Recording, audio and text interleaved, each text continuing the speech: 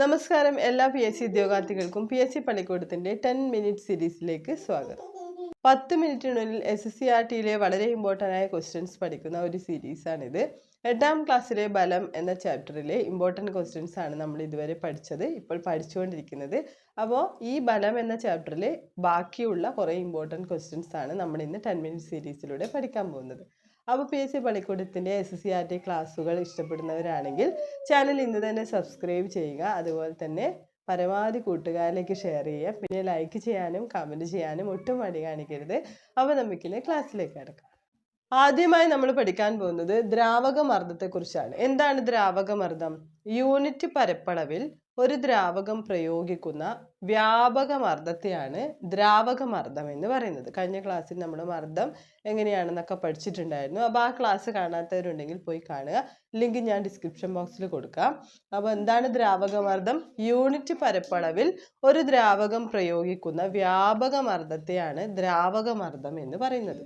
അപ്പോൾ ഒരു പാത്രത്തിൽ എടുത്തിരിക്കുന്ന ദ്രാവകം ഏത് ഭാഗത്തേക്കാണ് ബലം പ്രയോഗിക്കുക എന്ന് ചോദിച്ചാൽ അത് എല്ലാ വശങ്ങളിലേക്കും ബലം പ്രയോഗിക്കും എന്നതാണ് ഉത്തരം. എല്ലാ വശങ്ങളിലേക്കും ഒരു ദ്രാവകം ബലം പ്രയോഗിക്കുന്നതാണ്.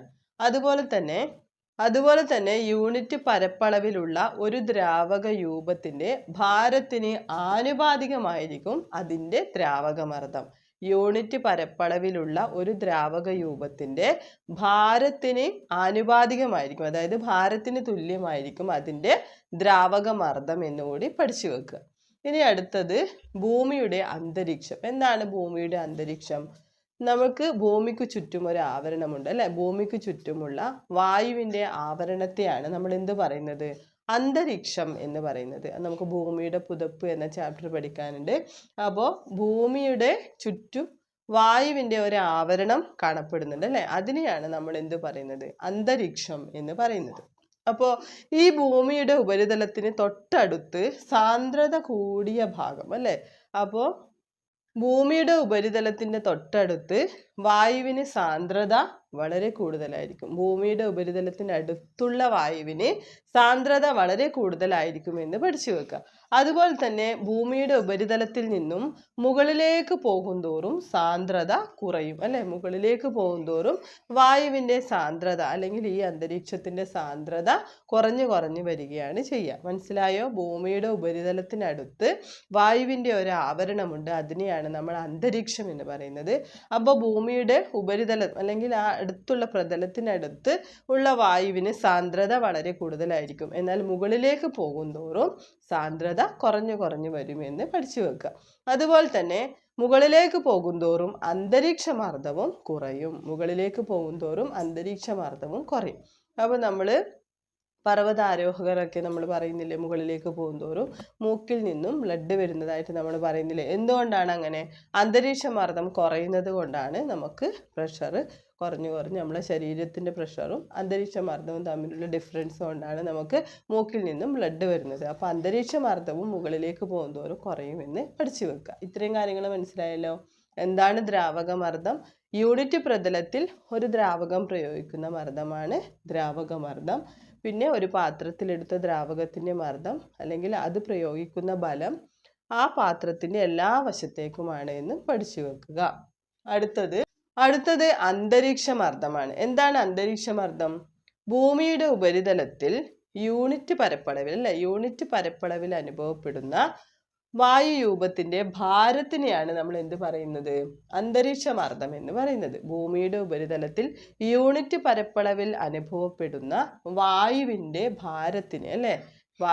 ഭാരത്തിനെയാണ് നമ്മൾ എന്ത് പറയുന്നത്? അന്തരീക്ഷമർദ്ദം എന്ന് പറയുന്നത്. അപ്പോൾ ഈ അന്തരീക്ഷമർദ്ദത്തിന്റെ യൂണിറ്റ് ആണ് ബാർ എന്ന് പഠിച്ചു വെക്കുക. വളരെ ഇമ്പോർട്ടൻ്റ് ആണ്. അന്തരീക്ഷമർദ്ദത്തിന്റെ യൂണിറ്റ് ആണ് ബാർ. അതുപോലെ തന്നെ അന്തരീക്ഷമർദ്ദം അളക്കാൻ ഉപയോഗിക്കുന്ന ഉപകരണമാണ് ബാരോമീറ്റർ. ഏതാണ്?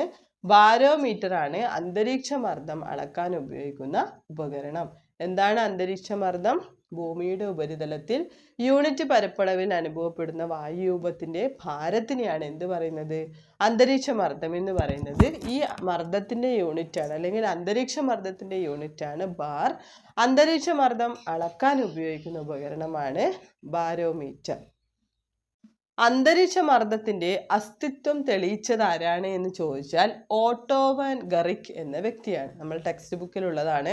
എങ്ങാനും ചോദിച്ചാൽ പഠിച്ചു വെക്കുക. അന്തരീക്ഷ മർദ്ദത്തിന്റെ അസ്തിത്വം തെളിയിച്ച വ്യക്തിയാണ് ഓട്ടോ വാൻ ഗറിക്. അപ്പോൾ ഈ ഓട്ടോ വാൻ ഗറിക് ഒരു ലോഹഗോളം ഉപയോഗിച്ചിട്ടാണ് അന്തരീക്ഷ മർദ്ദത്തിന്റെ അസ്തിത്വം തെളിയിച്ചത്. അപ്പോൾ ആ ലോഹഗോളം നിർമ്മിച്ചിരിക്കുന്നത് ഏത് ലോഹം കൊണ്ടാണ് എന്ന് ചോദിച്ചാൽ ചെമ്പ് കൊണ്ടാണ് അല്ലെ. ചെമ്പ് കൊണ്ടാണ് ഓട്ടോ വാൻ ഗറിക് ആ ലോഹഗോളം നിർമ്മിച്ചത്. അപ്പോൾ ആ ലോഹഗോളം ഉപയോഗിച്ചാണ് അദ്ദേഹം അന്തരീക്ഷ മർദ്ദത്തിന്റെ അസ്തിത്വം തെളിയിച്ചത്. അപ്പൊ ആരാണ് തെളിയിച്ചത്? ഓട്ടോ വാൻ ഗറിക് എന്ന വ്യക്തിയാണ് തെളിയിച്ചത്.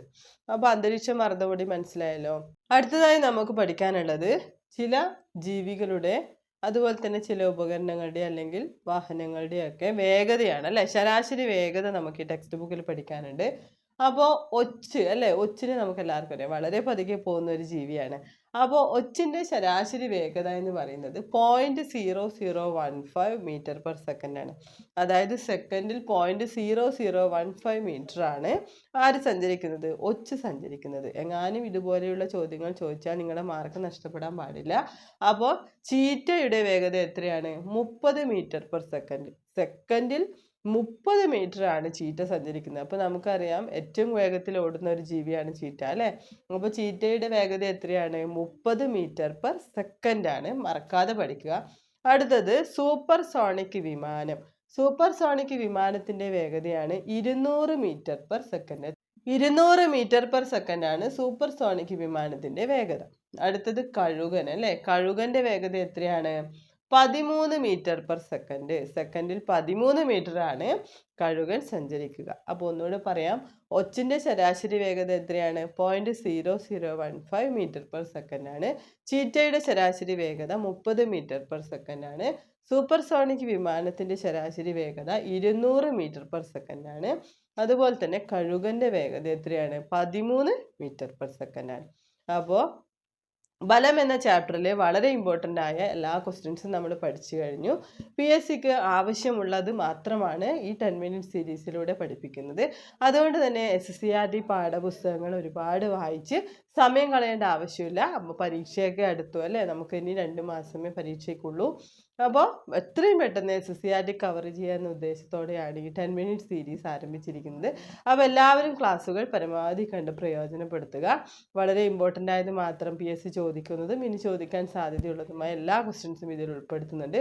അതുകൊണ്ട് തന്നെ ഇനി എക്സ്ട്രാ നിങ്ങൾ ആ ടെക്സ്റ്റ് ബുക്കൊന്നും വായിച്ച് സമയം കളയേണ്ട ആവശ്യമേ ഇല്ല. അപ്പോൾ എല്ലാവരും വളരെ നന്നായി പഠിക്കുന്നുണ്ട് എന്ന് വിശ്വസിക്കുന്നു. ഇനി സിസ്റ്റമാറ്റിക്കായി പഠിക്കുക. എനിക്ക് തീരെ സുഖമില്ല, നല്ല ജലദോഷമുണ്ട്. അപ്പോൾ അതിൻ്റെ സൗണ്ടിൻ്റെ ഒരു ഇഷ്യൂ നിങ്ങൾക്ക് ഉണ്ടാവും. എല്ലാവരും ക്ഷമിക്കുക. എക്സാം അടുത്തത് കൊണ്ടാണ് ഒരു ദിവസം പോലും ക്ലാസ് മുടക്കണ്ടെന്ന് വിചാരിച്ച് ഞാൻ ക്ലാസ് എടുക്കുന്നത്. ഈ എഫേർട്ടിനുള്ള എല്ലാ കാര്യങ്ങളും നിങ്ങളുടെ സപ്പോർട്ടിലൂടെ മാത്രമേ ലഭിക്കുകയുള്ളൂ.